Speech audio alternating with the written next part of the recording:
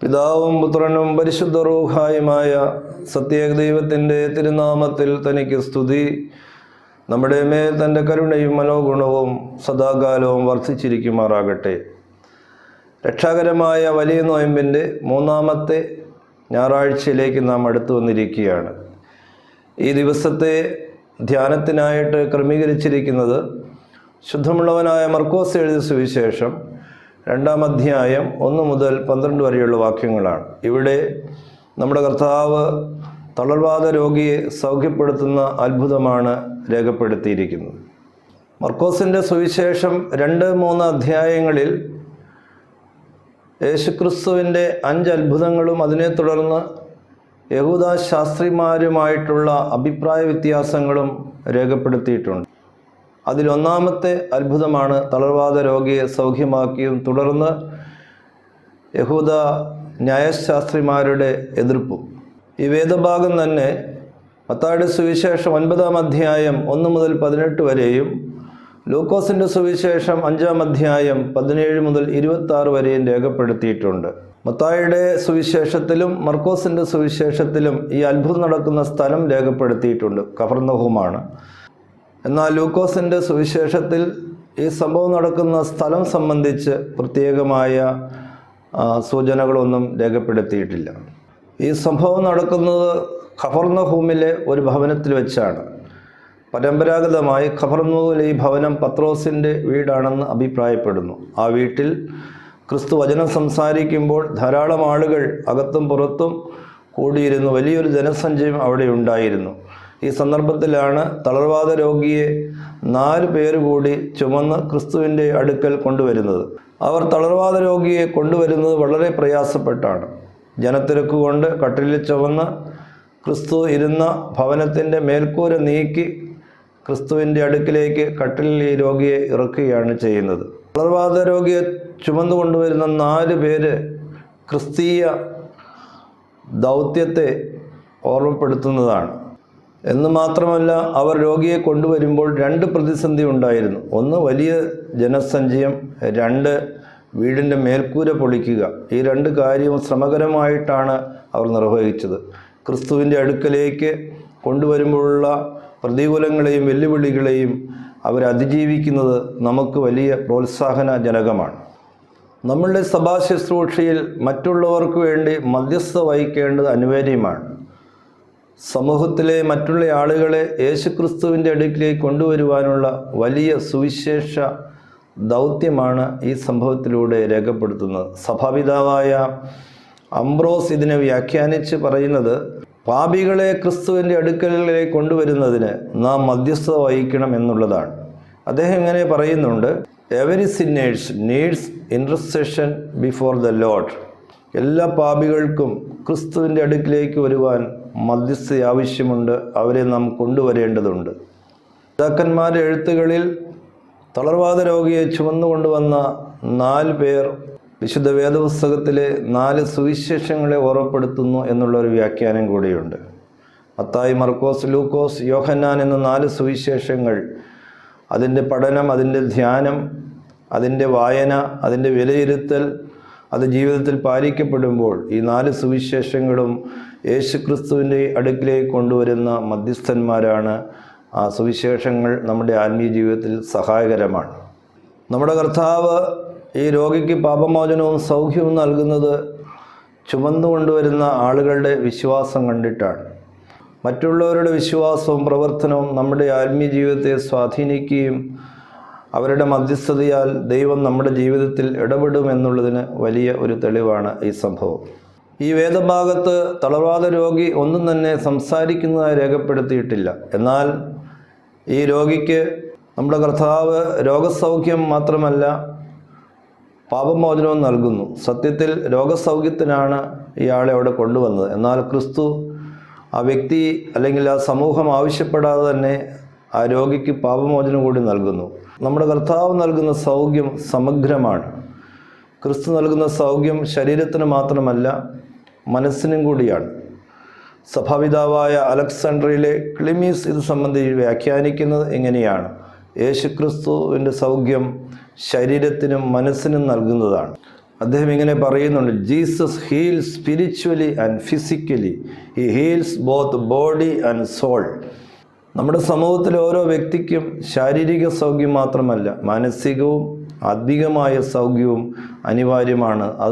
അത് നൽകുവാൻ പര്യാപ്തമായിരിക്കുന്നത് ക്രിസ്തു എന്ന നല്ല വൈദ്യനാണ്. അതുകൊണ്ടാണ് നമ്മുടെ ആരാധനയിൽ ഇപ്രകാരം നാം പാടുന്നത്, നൽവൈദ്യ നിന്നെയും നിൻ ഔഷധ ഗുണവും ഞാൻ കേട്ടു നിങ്ങൾ വരുന്നു സുഖമേൽക്കും നൂനം. യേശുക്രിസ്തുവിൻ്റെ അടുക്കിലേക്ക് വരുന്നവർക്ക് സമഗ്രമായ സൗഖ്യം ലഭിക്കുന്നു. നമ്മുടെ കർത്താവ് രോഗസൗഖ്യം നൽകിയതിൽ അവിടെ എതിർപ്പുണ്ടായില്ല. മറിച്ച് ഈ തളർവാദ രോഗിക്ക് പാപമോചനം നൽകിയതിൽ അവിടെ തർക്കമുണ്ടാകുകയും യഹൂദ ന്യായശാസ്ത്രന്മാർ അതിനെ ചോദ്യം ചെയ്യുന്നു. പഴയ നിയമത്തിലെ സങ്കല്പമനുസരിച്ച് ദൈവത്തിന് മാത്രമേ പാപമോചന അധികാരമുണ്ടായിരുന്നുള്ളൂ. എന്നാൽ നമ്മുടെ കർത്താവ് ദൈവപുത്രൻ എന്ന നിലയിൽ പാപമോചന അധികാരം ഇവിടെ പ്രയോഗിക്കുകയാണ്. ദൈവികമായ ഈ അധികാരം ക്രിസ്തു പ്രയോഗിക്കുന്നതോടൊപ്പം തന്നെ തൻ്റെ ശിഷ്യന്മാരെ സഭയിൽ വരമേൽപ്പിക്കുന്നുണ്ട്. യോഹന്നാൻ്റെ സുവിശേഷം 20-ാം അധ്യായം 23-ാം വാക്യത്തിൽ ദൈവികമായ പാപമോചന അധികാരം തൻ്റെ ശിഷ്യന്മാർക്കായി ക്രിസ്തു നൽകുന്നുണ്ട്. അവിടെ നാം ഇങ്ങനെ വായിക്കുന്നു, നിങ്ങൾ ആരുടെ പാപങ്ങൾ മോചിക്കുന്നുവോ അവർക്ക് മോചിക്കപ്പെട്ടിരിക്കുന്നു, ആരുടെ പാപങ്ങൾ നിർത്തുന്നുവോ അവർക്ക് നിർത്തിയിരിക്കുന്നു എന്ന് പറഞ്ഞു. ദൈവികമായ പാപമോചന അധികാരം തൻ്റെ ശിഷ്യന്മാർക്ക് നൽകിയത് ഇന്ന് സഭയിൽ പൗരോഹിത്യത്തിലൂടെ തുടർന്നുകൊണ്ട് പോകുന്നു. ഇന്നത്തെ വേദഭാഗത്തുനിന്ന് 2 ചെറിയ ചിന്തകളാണ് ഞാൻ പങ്കുവയ്ക്കുവാനായിട്ട് ആഗ്രഹിക്കുന്നത്. ഒന്നാമത്, തളർവാദ രോഗിയെ ചുമന്നുകൊണ്ട് വന്ന 4 മനുഷ്യന്മാർ നമ്മെ ഓർമ്മപ്പെടുത്തുന്ന ദൗത്യം. സഭയിൽ നമുക്കോരോരുത്തർക്കും സാമൂഹ്യമായ ഉത്തരവാദിത്തങ്ങളുണ്ട്. മറ്റുള്ളവരെ ശാരീരികവും ആത്മീകവും മാനസികവുമായി തളർന്നവരെ നമ്മുടെ കർത്താവിൻ്റെ അടുക്കലേക്ക് കൊണ്ടുവരുവാനുള്ള സുവിശേഷ ദൗത്യത്തെ ഓർമ്മപ്പെടുത്തുകയാണ്. ക്രിസ്തീയ അത്യാത്മികത എന്ന് പറയുന്നത് വ്യക്തിപരമല്ല, സാമൂഹ്യപരമാണ്. ഞാനും എൻ്റെ ദൈവവും എന്നുള്ളതല്ല, ഞങ്ങളും ഞങ്ങളുടെ ദൈവവും എന്നുള്ള സാമൂഹ്യപരമായ മാനമുണ്ട്. Christian spirituality is basically communitarian. കൂട്ടായ്മയുടെയും സമൂഹത്തിലും നാം നിർവഹിക്കുന്ന ഉത്തരവാദിത്തങ്ങളാണ് ആത്മീയതയെ സ്വാധീനിക്കുന്നത്. പരിശുദ്ധനായ പൗലോസ് ശ്ലീഹ സഭയെക്കുറിച്ച് നമ്മെ ഓർമ്മപ്പെടുത്തുന്നത് സഭ ക്രിസ്തുവിൻ്റെ ശരീരവും നാം അതിൻ്റെ അവയവങ്ങളുമാണ്. ഈ അവയവങ്ങൾ തമ്മിൽ പരസ്പരമായ പൂരകത്വവും സഹകരണവും ഐക്യമുണ്ടായിരിക്കണം. 1 കൊരിന്ത്യർ 12-ാം അധ്യായം 25, 26, 27 വാക്യങ്ങളിൽ പൗലോസ് അപ്പോസ്തലൻ ഇങ്ങനെ ഓർമ്മപ്പെടുത്തുന്നുണ്ട്, ശരീരത്തിൽ ഭിന്നത വരാതെ അവയവങ്ങൾ അന്യോന്യം ഒരുപോലെ കരുതേണ്ടതിനായി ദൈവം കുറവുള്ളതിനെ അധികം മാനം കൊടുക്കേണ്ടതുകൊണ്ട് ശരീരത്തെ കൂട്ടിച്ചേർത്തിരിക്കുന്നു. അതിനാൽ ഒരവയവം കഷ്ടമനുഭവിക്കുന്നുവെങ്കിൽ അവയവങ്ങളൊക്കെയും കൂടെ കഷ്ടമനുഭവിക്കുന്നു. ഒരവയവത്തിന് മാനം വന്നാൽ അവയവങ്ങളൊക്കെയും കൂടെ സന്തോഷിക്കുന്നു. എന്നാൽ നിങ്ങൾ ക്രിസ്തുവിൻ്റെ ശരീരവും ഓരോരുത്തൻ വെവ്വേറെ അവയവങ്ങളും ആകുന്നുവല്ലോ. ക്രിസ്തീയ ആത്മീയതയിലെ സാമൂഹ്യ ഉത്തരവാദിത്തമാണ് ഈ സങ്കല്പത്തിലൂടെ പൗലോസ് അപ്പോസ്തലൻ നമ്മെ പഠിപ്പിക്കുന്നത്. 4 വ്യക്തികൾ തളർവാദ രോഗിയെ ചുമന്ന് നമ്മുടെ കർത്താവിൻ്റെ അടുക്കൽ കൊണ്ടുവന്നതുപോലെ മറ്റുള്ളവരുടെ ഭാരങ്ങൾ ചുമക്കാനുള്ള ഒരു തുറന്ന മനസ്ഥിതി നമുക്കുണ്ടായിരിക്കണം. നാം നമ്മുടെ സ്വാർത്ഥതയ്ക്ക് മാത്രമല്ല, നമ്മുടെ അയൽവക്കത്ത്, നമ്മുടെ സമൂഹത്തിലും നമ്മുടെ ഇടവകയിലും ഉള്ള മറ്റുള്ളവരുടെ വേദനകളെ, തളർച്ചകളെ ബലപ്പെടുത്തുന്നതിനും അവരുടെ ഭാരങ്ങൾ ചുമക്കുന്നതിനും അത് പങ്കുവയ്ക്കുന്നതിനും അതിനോട് ഐക്യദാർഢ്യപ്പെടുന്നതിനും നമുക്ക് ഓരോരുത്തർക്കും സാധിക്കട്ടെ. ഗലാത്യ ലേഖനം 6-ാം അധ്യായം 2-ാം വാക്യത്തിൽ പൗലോസ് അപ്പോസ്തലൻ നമ്മെ ഓർമ്മപ്പെടുത്തുന്നു, തമ്മിൽ തമ്മിൽ ഭാരങ്ങളെ ചുമപ്പീൻ, ഇങ്ങനെ ക്രിസ്തുവിൻ്റെ ന്യായപ്രമാണം നിവർത്തിപ്പീൻ. നാം യേശുക്രിസ്തുവിൻ്റെ സുവിശേഷകരാകുന്നത് തമ്മിൽ തമ്മിൽ ഭാരങ്ങളെ ചുമക്കുന്നവരാണ്.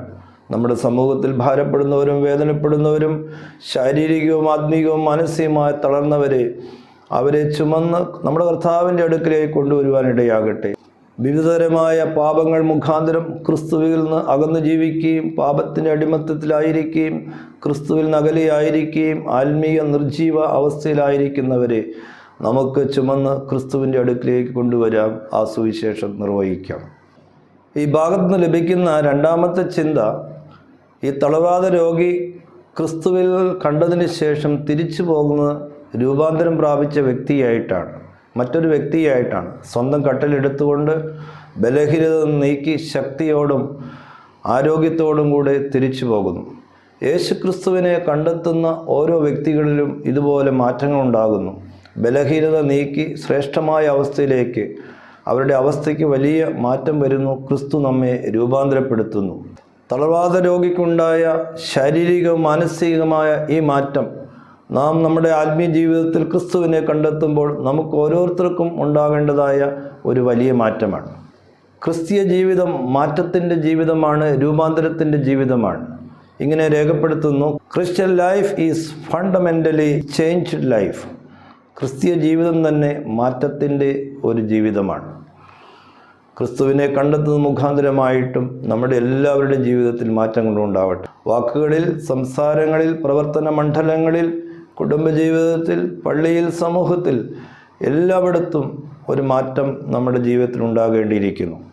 നമ്മുടെ വിവാഹ ശുശ്രൂഷയിൽ യേശുക്രിസ്തുവിനെ കണ്ടെത്തിയപ്പോൾ ഉണ്ടാകുന്ന ഒരു മാറ്റത്തെക്കുറിച്ച് മനോഹരമായ ഒരു ഗീതം രേഖപ്പെടുത്തിയിട്ടുണ്ട്. അത് ഞാനൊന്ന് ഓർമ്മപ്പെടുത്താം. പ്രിയനെന്നെ വേട്ടോരു നാളിൽ സത്വരമുന്നതി ഞാൻ പൂണ്ടു, സൃഷ്ടികൾ അതിലതിശയമാണ്ടു, മഹിമയണിഞ്ഞോൾ ഞാൻ ധന്യ. പ്രിയൻ നമ്മുടെ കർത്താവിനെ നാം സ്വീകരിക്കുമ്പോൾ സത്വരമായ മാറ്റങ്ങൾ, വികസനങ്ങൾ നമ്മുടെ ജീവിതത്തിലുണ്ടാകുന്നു. ആ മാറ്റത്തിൽ സൃഷ്ടികൾ അതിശയിക്കുന്നു. എൻ്റെ ജീവിതത്തിൽ വലിയൊരു മഹത്വം ഉണ്ടാകുന്നു. വാത്സല്യമുള്ളവരെ, നമ്മുടെ ജീവിതം മാറ്റത്തിൻ്റെ ജീവിതമായിരിക്കട്ടെ. ഇനിയും നാം മാറ്റത്തിന് വിധേയമാകണമെങ്കിൽ ഈ സന്ദർഭം അതിനായിട്ട് നമുക്ക് ഉപയോഗപ്പെടുത്താം. എഫെസ്യ ലേഖനം 4-ാം അധ്യായം 22, 23, 24 വാക്യങ്ങളിൽ ക്രിസ്തീയ ജീവിതത്തിലെ മാറ്റത്തെക്കുറിച്ച് പൗലോസ് അപ്പോസ്തലൻ നമ്മളെ ഓർമ്മപ്പെടുത്തുന്നുണ്ട്. അവിടെ ഇപ്രകാരം വായിക്കുന്നു: മുമ്പിലത്തെ നടപ്പ് സംബന്ധിച്ച് ചതിമോഹങ്ങൾ വഷളായി പോകുന്ന പഴയ മനുഷ്യനെ ഉപേക്ഷിച്ച് നിങ്ങളുടെ ഉള്ളിലെ ആത്മാവ് സംബന്ധമായി പുതുക്കം പ്രാപിച്ചു സത്യത്തിൻ്റെ ഫലമായ നീതിയിലും വിശുദ്ധിയിലും ദൈവാനുരൂപമായി സൃഷ്ടിക്കപ്പെട്ട പുതിയ മനുഷ്യനെ ധരിച്ചുകൊള്ളുവീൻ. നമ്മുടെ സഭാജീവിതത്തിൽ, വ്യക്തിജീവിതത്തിലും നാം മാറ്റം വരുത്തേണ്ട മേഖലകളെ തിരിച്ചറിയുവാനായിട്ട് നമുക്കിടയാകട്ടെ. ദൈവം അനുഗ്രഹിക്കട്ടെ.